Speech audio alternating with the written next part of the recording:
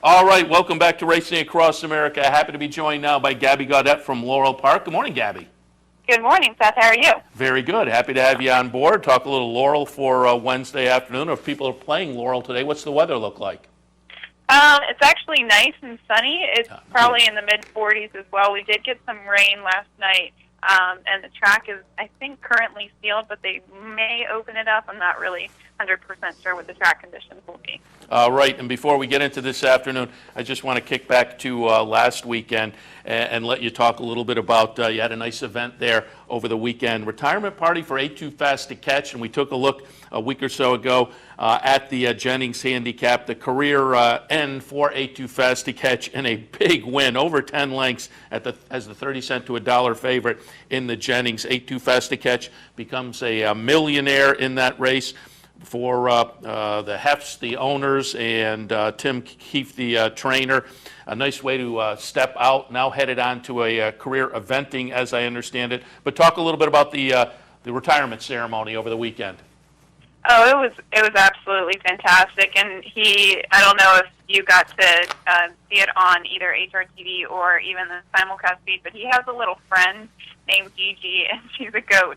So we made blankets for both 8 Too Fast to Catch and Gigi, as she's been part of his career success over the course of the past couple of years. Just as really, keeping him even keel as he's gotten older as well. So that was kind of funny. But overall, what perfect management by Tim Keefe and even the owners, Arnie and Sylvia Heft, because they took time with this horse. He didn't win his first stakes race until he was 5 years old. They kept trying him, and then he surmounted to this and passed the $1 million mark. It was quite remarkable. Yeah, just incredible. Forrest Boyce up from New Orleans to keep the ride, because she's been a regular rider now for past 7 or 8 starts anyway, and winds up the career with a nice win and that nice retirement ceremony. And as you were talking, we were in fact looking at a picture in the winner's circle and saw the goat with the blanket on as well. Also want to touch on, 8 Too Fast to Catch goes to the sidelines,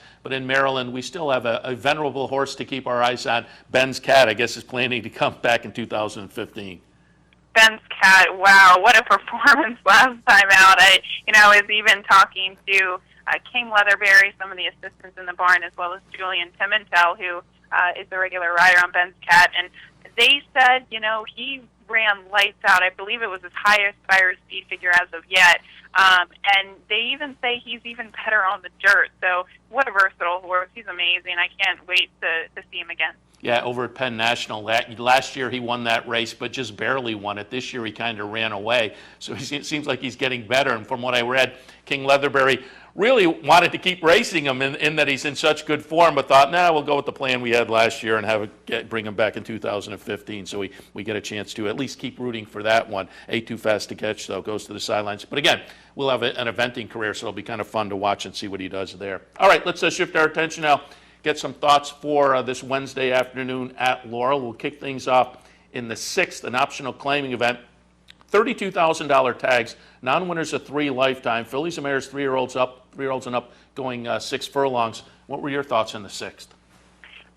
We have the one Petite Trian on to the rail on the inside here for Hector Garcia, and this filly has a lot of class. Now, she has been lightly raced over the course of the past year or even 2. You can see a lot of gaps in her form, but I thought it was a big race last time out, especially coming off a turf try and a couple months on the shelf last time out behind Lady Sevilla, who did exit to go on and win a huge race in the Willow on the Move. She fired at a 96 there in an off track. So huge performance by Lady Sevilla next out. That's definitely one to watch. So I do think that she's the one to beat. She did kind of chase her home. That she finished up strong, but she pretty much chased her home. There was no beating her last time. I'm intrigued by the 7 Stormy Novel at 6-1 for John Service. I just think that she's been competing against quality caliber fillies and mares as of late. You do see that she was beaten by Who's in Town and the Safely Kept last time out, but she's beaten Who's in Town in the past as well. I think she just needs, things to kind of go her way, but she has beaten very quality horses, including Jojo Warrior in the past as well, who did go on to be third behind Untappable in the Cotillion. So I'm looking for a big performance from Stormy Novel on the turn back out of the safely kept. Yeah, who looks like probably getting some class relief. The race that jumps out at me is 2 back, running 4th behind Misbehavior. I'm a big fan of Misbehavior. She ran so well up here at Saratoga this summer. But again, that was a big win when she went down to Charlestown in the Charlestown Oaks. So that losing margin for Stormy Novel is worse than it may appear number-wise, because Misbehavior just ran away and hid from so much. So again, maybe a little class relief for Stormy Novel, and that 6-1 looks very, very attractive. All right, let's go on to race number 7. Maiden Claimer, $20,000 to $25,000 tags, 2-year-olds going 6th. This looks like an interesting race. What did you see here? This is a really interesting race, and if you're looking to play that 20-cent jackpot pick 5 or even late pick 3s, pick 4s, whatever your interests are, we do have a carryover of $54,000 in the pick 5. So if you're playing the sequence, you obviously have to put your tickets in a little bit earlier. This is a very tricky race. We have the 2 Drive at Night, who's getting a class relief. They claim this horse for 14. Try to step him up against Maiden 35. Just couldn't handle that kind of class hike there. So that's an obvious one, in my opinion. The 3 Stop the Nonsense is 7-2 on the morning line for Dale Capuano. And in the past, you do see the statistics on your form if you're looking at it, 27% with first-time starters. But on the year, he's actually 0 for 4 the past year with first-time starters debuting and mating claiming levels. So that's kind of one thing to pay attention to if you're looking to use that horse at kind of a short price. The 5 Canoe Club is a scratch. I use the 6 because it attracts the likes of Trevor McCarthy. At 6-1, Bobby Lee debuts this horse. I thought that was very intriguing. But I had to land on the 10 Pinch of Salt here for Jason Egan. Was beaten 10 lengths last time, but I think is getting a huge class relief from those maiden claiming tries. They came up relatively tough, especially those 2 races, because we had a lot of class droppers in those maiden claimers from the Maiden Special Weight Company. So I think that he's probably the class of the race, and I also think he probably prefers 6 furlongs than 7.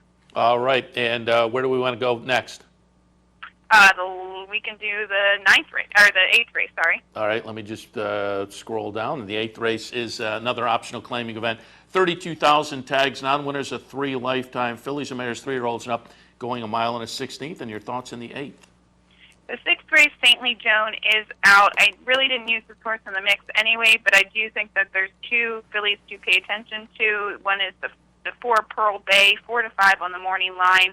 And the thing that she probably has to her most advantage is her early speed. She's probably going to be the quickest out of the gate, and we could just see that her take them wire to wire. She's been posting huge fire speed figures, sitting atop her highest speed figure last time out on November 18th, a 95 speed figure going gate to wire, the mile 70 yards. So we do kind of see those Parks numbers be a little bit inflated as they do transition their form to Laurel, but again, from a class perspective, I think she's the one to beat. But we also have I Like Candy for Graham Motion, and the past couple of starts, we just haven't seen her show her usual amount of speed that she had when she started off before that huge gap in form. So she kind of evened out last time at the 7 furlongs. Ultimately, I think she's a 2-turn horse, which she's getting today, so hopefully she can have a little bit better of a performance, as she has been beaten favorite in the past 2 starts. And are you a third start back person? A lot of people think the third start back is one of the better performances for a horse. I am. With certain angles, we'll see all the time. We'll see, a horse it comes back off a layoff sprinting, then stretches out to 2 turns, and then turns back to the 1-turn mile here, and that is definitely an all-go. But I think that she could definitely improve third start. But the way that she kind of wavered late behind that filly before you know it, I think she could have definitely run into the exacta, and hopefully she can improve at 2 turns today. So give me your angle again. Comes back, sprints, then goes 2 turns, then the 1-turn mile? Yes. That's okay. it. All right. That's the moneymaker. I'm writing that down. I haven't heard that one before. One that I've liked over the years is third start back, and the first 2 are sprints, and then stretches out in the third start back. And I actually read about that angle years ago, and I've tried to find the article. It was like an MIT professor had run databases for a number of angles, and that one came up with a profit. So I followed that over the years, and that one turns out to be fairly lucrative too on occasion. So that's in my mind, but now I'll take a closer look at yours as well. Gabby, go ahead. you can pay attention to it, but there's no real mathematics to it. It's just the trend that I've seen for the past couple of years. You were working the MIT angle. You weren't doing the data. Yeah, well, that's my kind of angles too, actually, because I have a few of those that I'm in love with as well. But let's move on and go to our last break. And Gabby, as we do, just want to say thanks for joining us this morning. Of course, happy holidays and Merry Christmas. And of course, with the nice racing at Laurel, we'll catch up with you sometime after the new year.